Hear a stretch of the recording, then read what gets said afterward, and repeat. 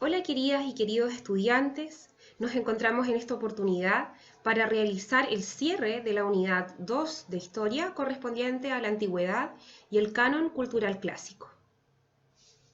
Tanto los griegos como los romanos expandieron la influencia de sus culturas mucho más allá de las regiones en donde se originaron. Aún así, el espacio geográfico que habitaron en sus inicios fue determinante para el desarrollo de sus civilizaciones. El medio natural en donde se desarrolló la civilización griega fue lo que ellos mismos denominaron la Hélade, compuesta por la península balcánica, las islas del mar Egeo y las costas de Asia Menor. La Hélade estaba cubierta por montañas y fue un lugar en donde la agricultura pudo practicarse pero de forma limitada, lo que obliga a buscar nuevas tierras cultivables. En relación a los romanos, su espacio es la península itálica, que es una zona montañosa cuya columna vertebral son los Apeninos, una cordillera que la atraviesa de norte a sur, aunque con numerosos valles cuyo clima mediterráneo favoreció el cultivo del trigo, las aceitunas y las viñas, pero también el pastoreo. Todas estas actividades fueron realmente determinantes para el surgimiento de la civilización romana. Si bien los griegos se reconocían como una cultura particular cuyo núcleo estuvo en la Hélade, a partir del siglo VIII a.C. se da inicio a un largo periodo de expansión que los lleva a fundar numerosas colonias, pero también factorías. Estas se dan en el territorio del norte de África, Asia Menor, el sur de la península itálica, Sicilia, las riberas del Mar Negro y las costas mediterráneas de Francia y España. Los motivos que impulsan esta expansión aún siguen siendo materia de discusión, pero se piensa que tiene que ver con el aumento de la población y la escasez de tierra cultivable, búsqueda de nuevos mercados y la necesidad de abastecerse de materias primas como metales y madera. Este contacto permanente resultó realmente determinante para su desarrollo. Todo este contacto y este intercambio en este espacio geográfico, que fue constante, implicó que los griegos pudiesen adoptar innovaciones tan decisivas como el alfabeto, la arquitectura y la escultura de carácter monumental. Además, se incorporan disciplinas y saberes como la astronomía, la matemática, la medicina, temas y motivos mitológicos y artísticos. Por su parte, a partir del siglo IV a.C., Roma inicia un proceso de expansión territorial en diversas direcciones. Las conquistas fueron posibles gracias a la fuerza militar que radicaba en un ejército muy disciplinado y eficiente. Sus técnicas bélicas y su armamento hicieron de este ejército uno de los más poderosos del mundo antiguo. A lo largo de su historia, Roma llegó a abarcar toda la cuenca del Mediterráneo hasta convertirse en un imperio. Con la expansión de Roma va a aumentar el comercio y la construcción de obras públicas, templos y edificios monumentales. Las principales industrias que florecen junto a la expansión del imperio fueron las de productos alimenticios y artesanales de primera necesidad. Sin embargo, también aumentó la población esclava dentro de los territorios romanos, provocando grandes revueltas. Por lo tanto, tenemos un análisis desde la óptica positiva pero también negativa. Las monedas más antiguas se encontraron en Asia Menor en el siglo VII a.C., periodo en el que también comenzaron a ser ocupadas por los griegos. Los romanos acuñaron gran cantidad y variedad de monedas de cobre, bronce, plata y oro. Esto facilita el intercambio de bienes y la administración del comercio. A diferencia de las monedas actuales, en la antigüedad las monedas tenían un valor intrínseco, es decir, estaban determinadas por el material del que estaban hechas. Cada ciudad-estado de la antigua Grecia fue desarrollado gracias a distintos tipos de gobierno a lo largo de la historia de Atenas. En Atenas esta evolución lleva a la creación de la primera democracia de la historia. Sin embargo, antes de avanzar en materia política, vamos a referirnos a los ciudadanos y no ciudadanos, porque más de la mitad de la población estaba excluida de la actividad política. Entre ellos se encontraban los esclavos y libertos, extranjeros residentes, también llamados metecos, mujeres de todos los grupos sociales, niños y personas no aptas para el servicio militar.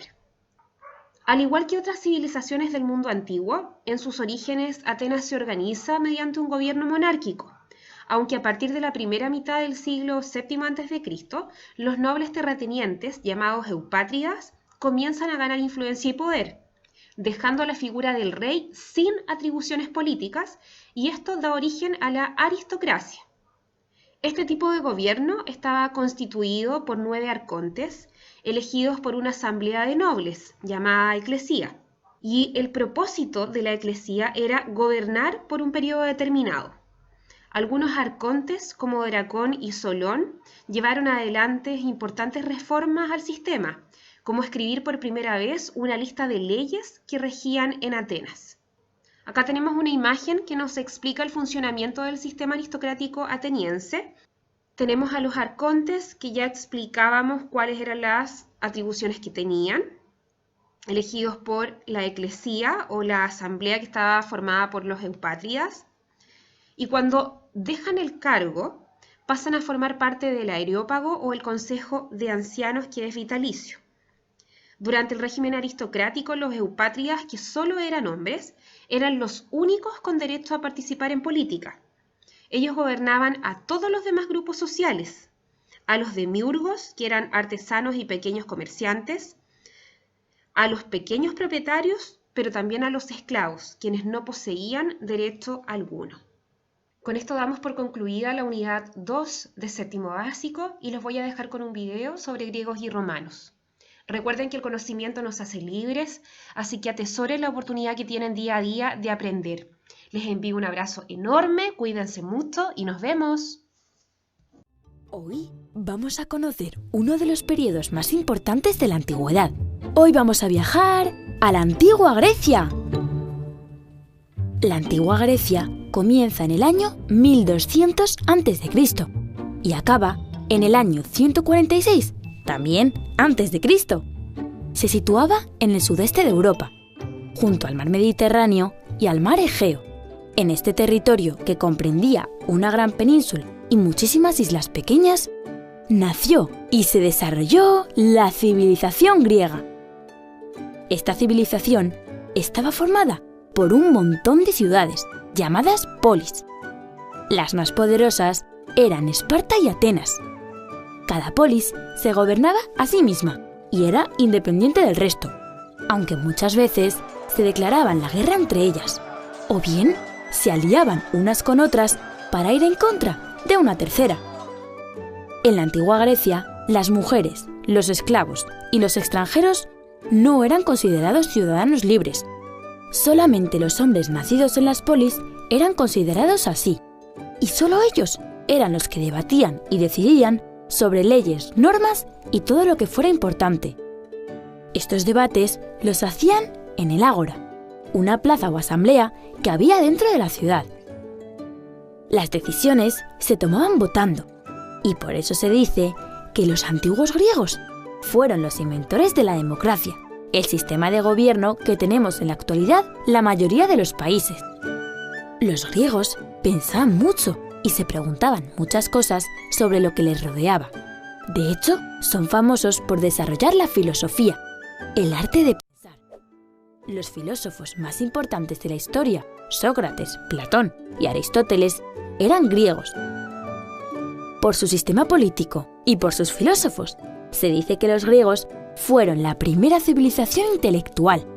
Para ellos, la inteligencia y el conocimiento eran importantísimos y por eso, por su gran cultura, dominaron el Mediterráneo durante siglos. Les encantaba el teatro y las competiciones deportivas. ¿Sabes qué crearon las Olimpiadas? Sí, las Olimpiadas que han llegado hasta nuestros días. Seguro que alguna vez las habéis visto en la tele, ¿no? Los antiguos griegos eran politeístas. Creían en muchos dioses. La mitología griega está llena de historias y leyendas misteriosas. El dios más poderoso era Zeus, señor del rayo, y junto a él había muchos otros como Poseidón, el dios de los mares. En la mitología griega también había héroes como Hércules y Aquiles, y extraños seres como el Minotauro o las sirenas.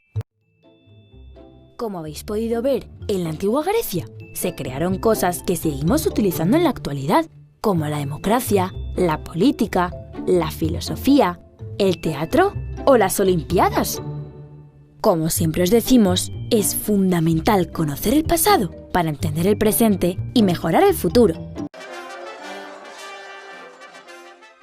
Cuenta la leyenda que Roma fue fundada por Rómulo y Remo, dos hermanos que habían sido criados por una loba.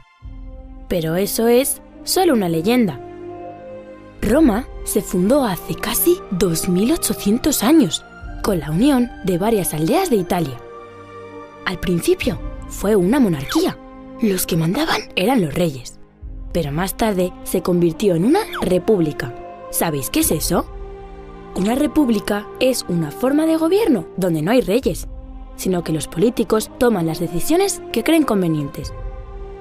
La República de Roma duró varios siglos, hasta que hace unos 2000 años empezó lo que conocemos como el Imperio Romano. En un imperio todo el poder está en manos de un emperador, que es como un rey de reyes. Los romanos conquistaron todas las naciones del Mediterráneo: Grecia, Egipto, Siria, Francia, Alemania y también los pueblos íberos y celtas de Hispania. Llegaron incluso a Britania, lo que hoy es Inglaterra. Pero, ¿cómo vivían los romanos? La sociedad romana se dividía en varios grupos. Los patricios eran los nobles, tenían mucho poder, eran políticos y militares, hombres ricos y poderosos. Por debajo de ellos estaban los plebeyos, el pueblo. Eran granjeros, artesanos y trabajadores en general. Y ya, por último, en la parte más baja estaban los esclavos, que solían ser prisioneros de guerra. La guerra era una actividad muy importante para los romanos. Sus ejércitos eran enormes y estaban formados por temibles soldados, llamados legionarios.